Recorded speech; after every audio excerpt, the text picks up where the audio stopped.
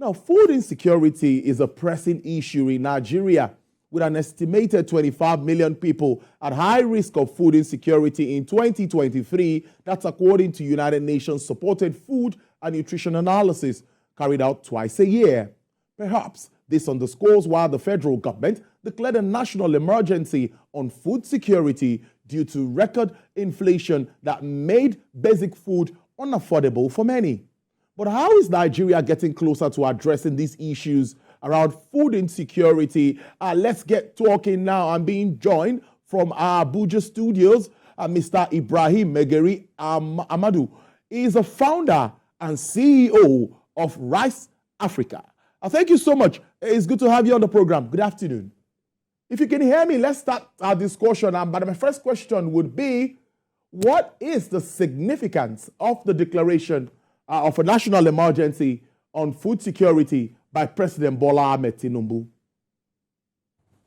Yeah, thank you, Tolu, for having me, as I said. And I think this singular act of declaration of a national emergency by Mr. President is a wake-up call. And it means the issue of food insecurity is central to the government. And I personally think it's a good move because it has really prioritized agri investment. It is putting focus on the improvement of the productivity of smallholder farmers. And it is also clearing economic disparities and fostering collaboration among stakeholders in the value chain. And you could see from the body language of Mr. President and all the other officers around him, starting from the Vice President, Senator Kashim Shettima, he has been very central, driving the issue of food insecurity personally. The Honorable Minister of Agri, Senator Abubakar Kyari, and his counterpart, Senator Abdullah Isabi, they have been very central. I'm very happy because I've been personally following up on what they're doing. Every week you see a lot of activities coming out from the ministry, coming out from the Vice President's office, and from the pronouncement of Mr. President himself. You know that this is a president that listens to the people. And I think it's a good one. It's a good one. It has really put food security in the front burner of the national discussion. That's a good way to start. But let me ask, is there hope in the steps taken so far by the federal government towards solving food insecurity in Nigeria? My research today shows that about 25 million Nigerians are at high risk of food insecurity in 2023, rising from 17 million. Yeah, I am personally hopeful. And I'm not only hopeful, I'm also inspired by the actions of Mr. President. Like I said, these are concrete steps. Let us also know that the current rise and spike in the price of food is not caused by this current government. It's something that they've inherited, unfortunately. And I would also want us to reflect on what transpired before now. This country, or globally, we went through 4 major disruptive events from 2022. Starting from the COVID lockdown, if you could remember, Tolu, this country was locked down, and almost all over the world, we were under the COVID lockdown from March to August of 2020. And that's the main period of agri activities. And you will not understand how disrupted that was until you know the level of drop in the productivity of our farmers in 2020. It spilled over to 2021. 2021, we saw a hike in insecurity around food producing states, major states that are responsible for the production of food in this country. There was a hike, if you could remember. Then in 2022, lo and behold, the Russia-Ukraine war started around February, if I'm not mistaken.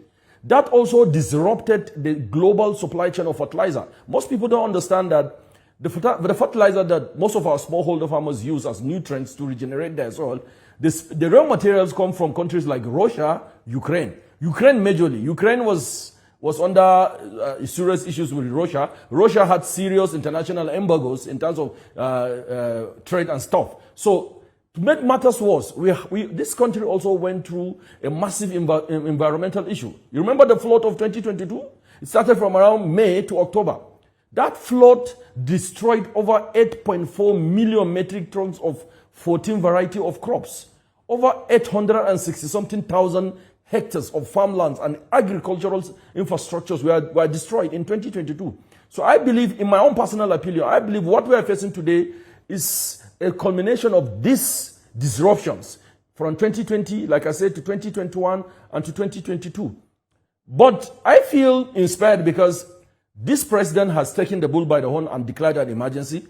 He didn't create the disruptions. Some were environmental, some were as a result of externalities like the Russian crisis and the Ukraine crisis. But fortunately, this year, we've seen about 30-something% increase in production, and we've seen less than 10% of insecurity in most families, which is a plus to the government. Coupled with the fact that the president now has made food insecurity central, and from the vice president and the ministers, if you look at in the last 100 days of their office, particularly in the Ministry of Agric, they've launched a lot of things. That's what makes me hopeful. There's this massive importation of high variety of seeds that were imported. There's also a subsidy of about 50% for the wheat farmers. Wheat is a crop that most people don't understand. Last year, this country spent almost ₦1 trillion to import wheat because we consume almost about 6 million metric tons. This government has proactively imported high-yielding seeds, declared a subsidy of almost 50%, and they recently launched the dry season farming. And to make even matters more interesting, I mentioned the issue of fostering collaboration and improving agri investment. The president also appointed a very active gentleman to rejig the National Agricultural Development Fund. And the National Agricultural Development Fund, I think, will play a very key role in driving the food agenda and the national emergency on food agenda of Mr. President. I'm very hopeful, and I believe they are on the right track. Interestingly, this takes me to asking you that, in your thoughts, what really are the real reasons responsible for the current high cost of food in Nigeria? Many will be quick to say insecurity and all of that, but can you break it down for us? What really are the issues?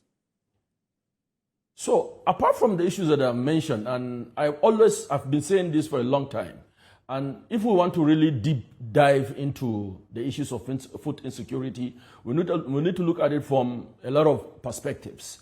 Like I mentioned, there are externalities like the Russian crisis, the coal, the COVID-19 crisis, the insecurity crisis. But to be frank, the real reason for the perennial rising cost of food has a lot to do with underproductivity of the smallholder farmers, which I believe this government is addressing by declaring a food emergency. Our smallholder farmers are grossly underproducing. Let me give you context here. If you take, let's say, maize, a typical maize farmer in Nigeria, the best you can get per hectare is about 2 tons per hectare. In countries like Zimbabwe, close by here, you get about 9 or 10 tons. Abroad, it's almost about 14 to 15 metric tons per hectare.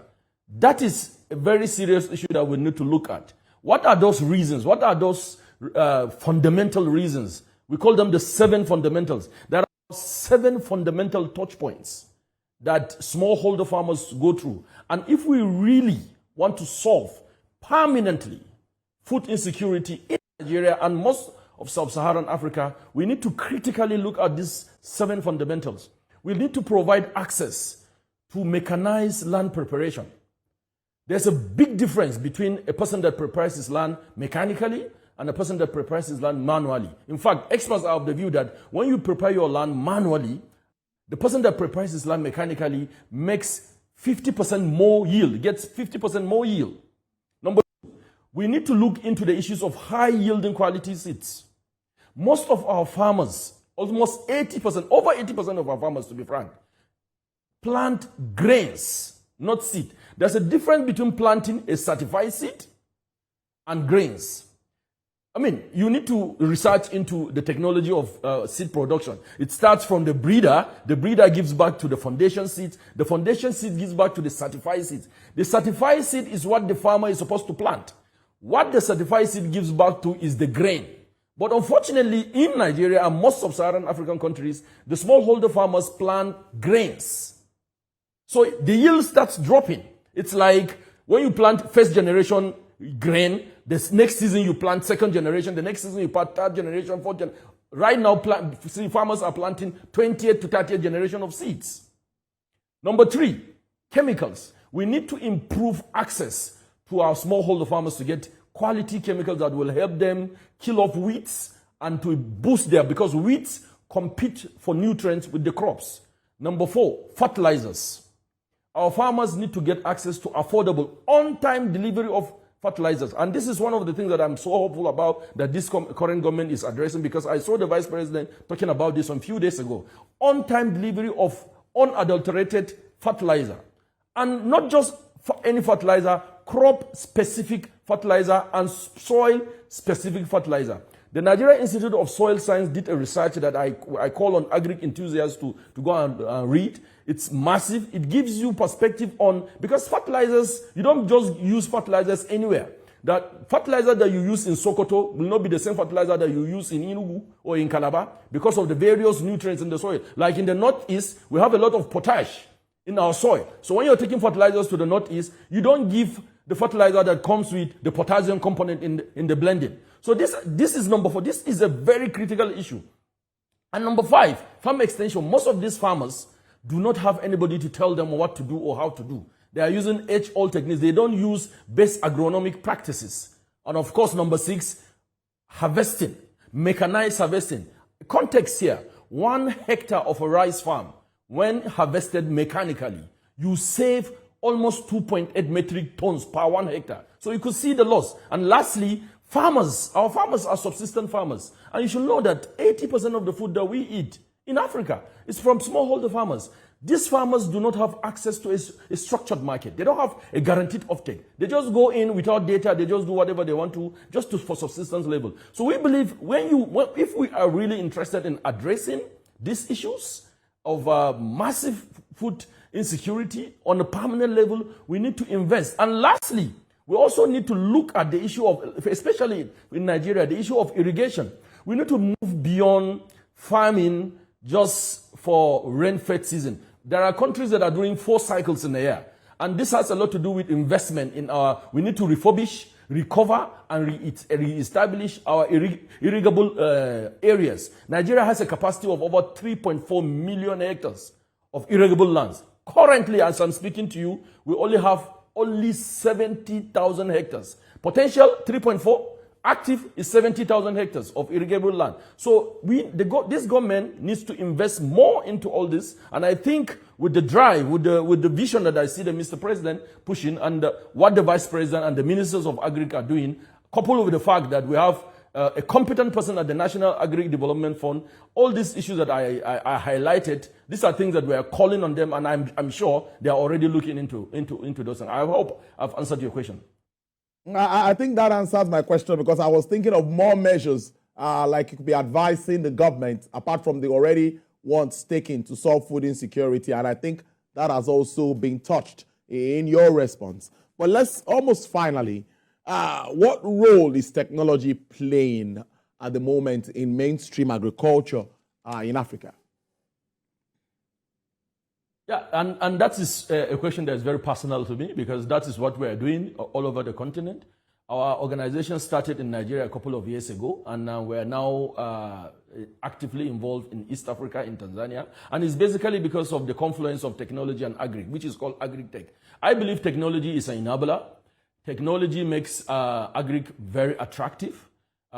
We need to invest in attracting the younger population, the younger generation. They need to come into agri, because the perception is that agri is an old people kind of an affair. It's to use that word, agri is not sexy. Excuse my French, but I think technology makes agri attractive to our younger colleagues to come into. But we need to also move away from. I know there are drones now that are spreading farms. We have a lot of companies that are building apps, aggregating farmers. But we need to move beyond that. We need to invest more into things like climate smart agri, investing more into solar powered irrigation, investing more into like application that can detect contaminated or adulterated inputs, agri inputs. I think technology has a role to play, and And I think the country is doing very well. And towards that, a lot of companies are coming up with a lot of applications to push that narrative. So technology is the way to go. Confluence of agri and technology is going to take the sector into a different ballgame altogether by attracting a lot of energy of the younger generation into the sector. Now, finally, we've highlighted a lot of issues here. We've gotten preferred solutions and all of that. So when do you think that Nigerians will start to see the impact of all of these moves being made that you've commended and are being made by government? When do you think we'll start to see it putting food on our tables? That's what Nigerians want to see. That's all. That's all. Yeah, and that's a very interesting one. And the interesting thing about agriculture is that the impact that the government has been making, what the government is investing into strengthening the sector, we may not see the impact this year, for instance. Let me give you context here. Like I said, this year we've seen about 30-something% of increase in production. We are not going to see the impact of this increase in production this year. The same way that what we are going through now in terms of the high cost of food is as a result of situations that happened 3 years ago. So if we maintain the momentum, let's say we have this season looks very good. So far we've not experienced any flooding. So far we've not seen any disruption in the fertilizer value chain. We've not experienced any major environmental issue. And the season has recorded almost about 30-something% increase in production. If by next year, for instance, we ramp it up, production increases by all these things that I mentioned, definitely I'm praying that we see by next year, if the productivity of this year spills over into next year, because what we're producing this year is supposed to be consumed next year. So if we with good government policies, with the intervention that we are expecting, by next year we're expecting a season that will maybe take us to 50% more of production increase, then we'll start seeing a drop, because it's a basic economic principle. When you have more food in circulation, more food in production, the cost will definitely come down. That is our prayer, and I'm very hopeful with the things that we're observing from the Federal Ministry and the National Agricultural Development Fund. I'm very, very optimistic that we're going to see a drop by next year. I must thank you so much, founder and CEO, Rice Africa, Mr. Ibrahim Megari Amadu. Thank you so much. We'll have you join us at least to monitor, evaluate all of this moving forward. Do enjoy the rest of your day. We appreciate your time. Thank you, Tolu. I appreciate it. Thank you.